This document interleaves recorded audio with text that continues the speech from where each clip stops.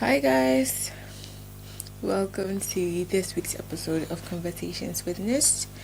I am your host, Eunice Peterson. This week I've got a recommendation for you.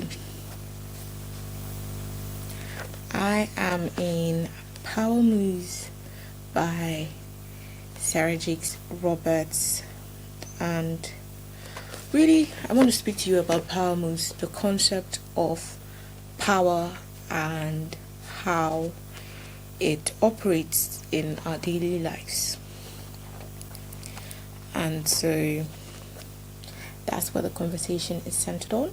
Power Moves by Sara Jakes Roberts. Now, the whole idea of power moving is not necessarily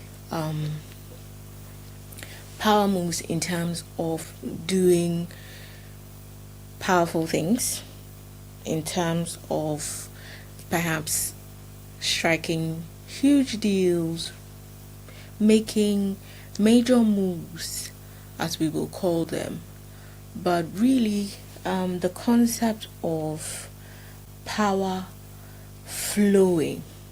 It's the idea that power transitions, that power is not only found in the place of great achievements as we will deem them to be, but also even in the seemingly mundane moments of our lives where we don't truly feel powerful. For example, when you are doing the chores at home, when you are putting your kids to sleep if you've got kids, whether you are sitting and chatting with a friend, or simply sitting still and resting. A lot of us don't find those mundane moments as powerful, but the idea that she sends across is that power is not only found in the boardroom, it is not only found in our strong moments where we are hitting our targets, we are making big moves and feeling great about ourselves, we are achieving high standards at work or in our academics. Those are not just the moments where we are powerful, but we are also powerful even in the simple everyday things that we do, like resting. Some people find it very hard to rest, and I kind of have been there, where rest feels like guilt. I mean, people are working their butts off to make a living, to get ahead in life. Why am I resting? Why am I having a nap? Why am I, sleeping in on a Wednesday morning? So sometimes it can be a struggle to accept and agree that resting is even a place of power. Now, why is rest powerful? What about rest makes it powerful such that we become powerful? And I'm using rest as an example. I mean, there are different areas, but resting is powerful because it brings us into that place of renewed strength and energy. In that place of rest, not just sleeping, by the way, because rest comes in different forms, in different ways for different people. Rest gives us the opportunity to reflect and gain perspective, because reflection is the doorway to perspective. If we are well rested, we come with a clearer mind into things. So while resting might feel like lazing about, resting might feel like a waste of time because I could be using my time for much better things, as some people will say. And others even say there's more sleep after death. Well, rest is even a place of power because you are renewed, you are refueled, you've got better perspective, you are well aligned, your body has gotten enough rest and strength to be able to move the way you need it to move. So many people end up with terminal illness and premature death, unfortunately, simply because they avoided rest. Because they felt, I'm much better making a bag. I'm much better going to work. I'm much better investing my time in a more productive activity rather than rest. But rest can be sometimes the most productive thing you can do for yourself, for your business, for your profession or your career, for the people you love. Rest. Okay, so that's just one example of how powerful something as mundane and seemingly unproductive can be. And she goes on to say something about how power is truly rooted or founded on our identity and our values. Because really, if you don't know who you are and how cherished you are, you will go about trying to prove things and trying to get approval and authority from people around you or certain figures that you have idolized. And I say this because truly, to be able to come into that place where you have accepted and owned your power, or to come into that place where you accept and own your power, you truly have to be grounded in who you are. What is your identity and what are your value systems? For me, as a child of God, my identity is rooted in Christ, in who He has called me to be as not just His friend, not just somebody who serves Him, not just a person servicing an altar or worshiping a God, but He invites me into sonship with Him. He invites me into who He is. And that is such a grounding force for me. To know that no matter what I do or do not do, I am loved, I'm cherished, I am powerful simply by virtue of coming to Him. Why? Before He left the earth, after dying and resurrecting, He tells us that we are now His siblings.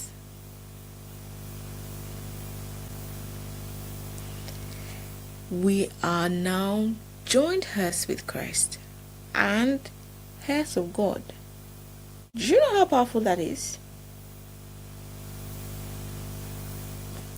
As a child of God, you are so powerful. To have a God who is not just your God, but also your father, your brother, your friend. It's so powerful. Listen, for me, just that knowledge fills me with power every single day. It doesn't matter what I'm doing. It doesn't matter what I'm not doing. Because there are times where you feel you probably could have been ahead by now. You probably could have been in a much higher authority, a much higher paying job. You could have been running businesses, multiple businesses by now.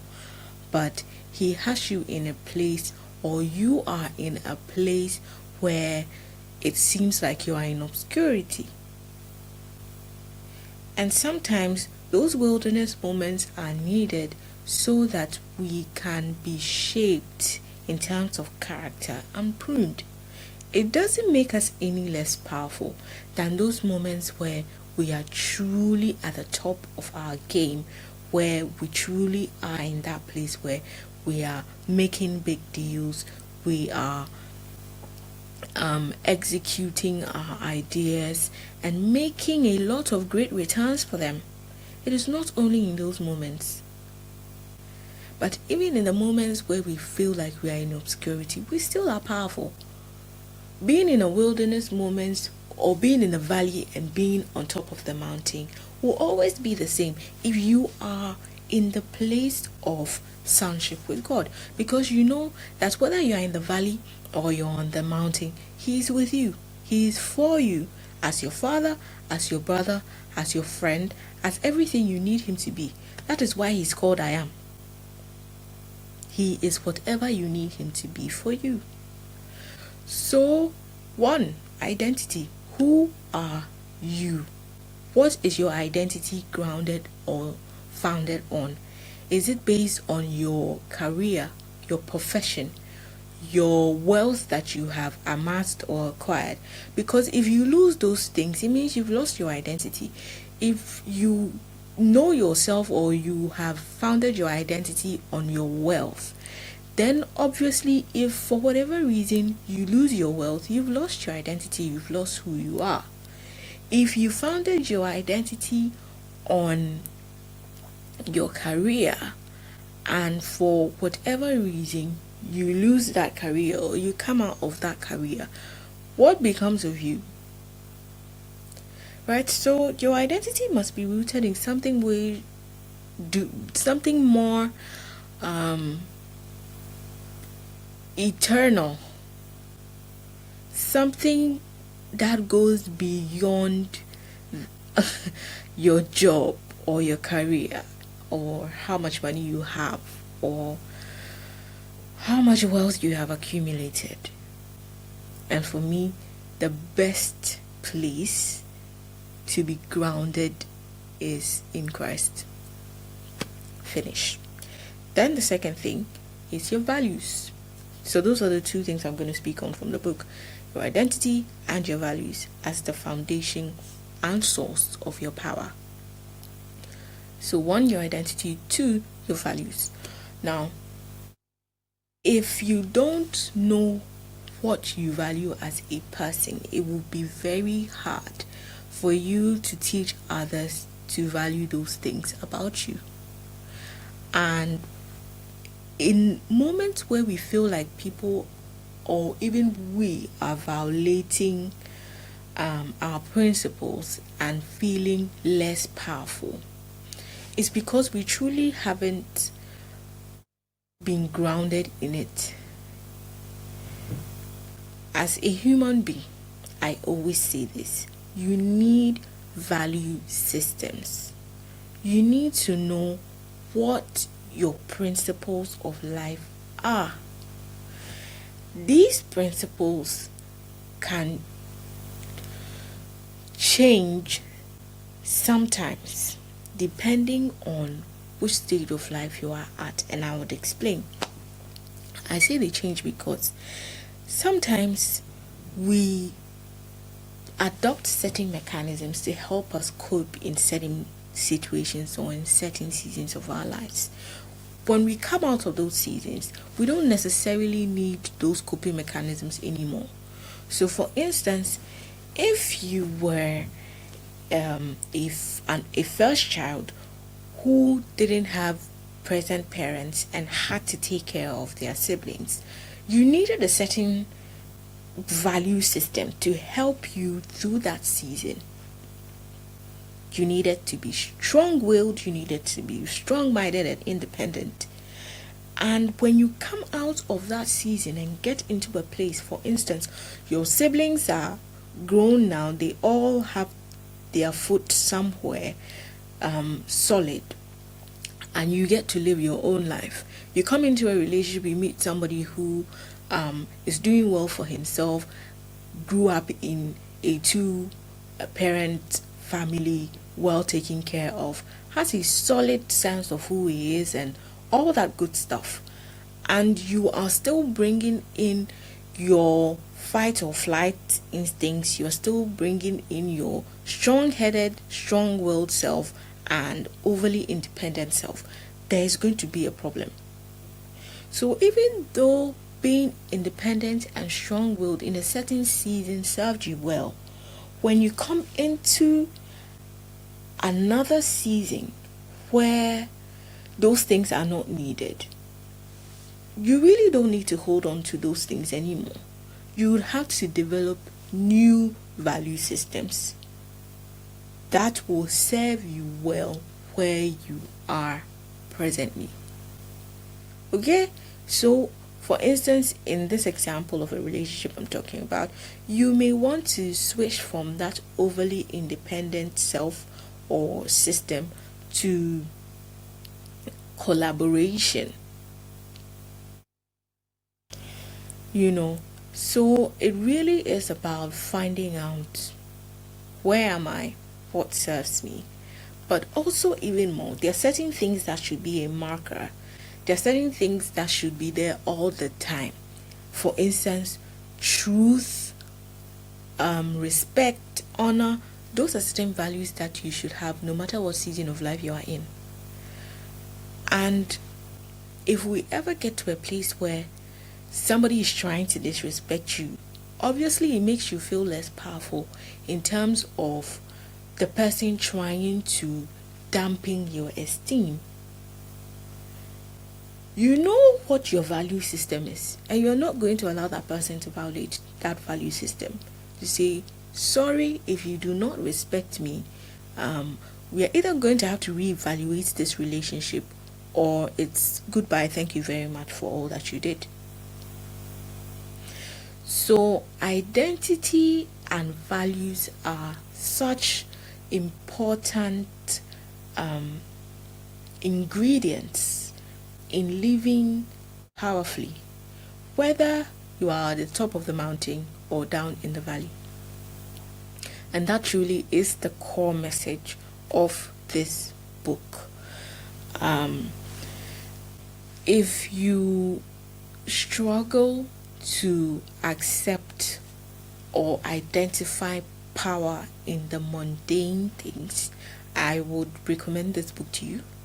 It is an eye-opener in many ways, and it is a comfort in a certain sense to know that even in those moments where we don't think we are powerful, we truly are powerful.